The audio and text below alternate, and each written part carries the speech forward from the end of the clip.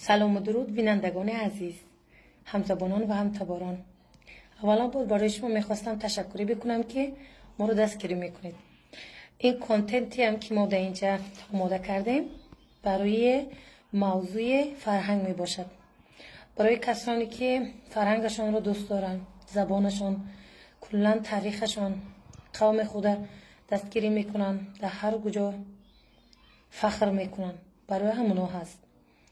اولا بار میخواستم بگویم که با همون کسانی که خیلی زیاد کامنتاری می نویسن، راستی من دلم نمیخواست درباره این چیزا نوشته کنم چون برای من اون خوب جایش نیست فکر میکنم، اما باید بدونن که هیچ کسی اینجا دروغگو نیست. بله، من زاده بخارای شریف هستم. وقتی من سخن میکنم به لهجه خودم هم میتوانم صحبت کنم، اما برای که همزبانان ما از دیگر کشورها هستن، در دیگر کشورها هستن که برای اونا آسان‌تر شود ما رو بفهمن، با همین تو بین صحبت میکنم. در همین بین هستم، یعنی هم فارسی هم تاجیکی هم دری. مقصد به این خاطر که کلمه های جای به جای میکنم که به اینکه همه یکی دیگرش بفهمد، به این خاطر جدا کردن نشود.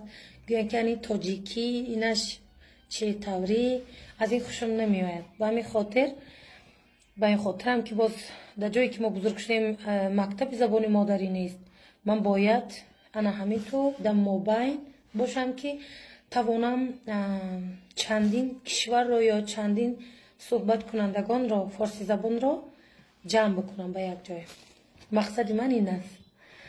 و برای همه شما چند کسی هستن از تاجیکستان، چند کسی دیگر از افغانستان، برای همه شما بازم تشکر میگم که دستگیری میکنید.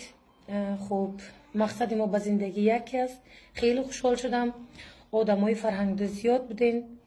خب همینطور گپا دیگه. از بودن شما خیلی خوشحال هستم، از دستگیری شما که خیلی خرسند هستم.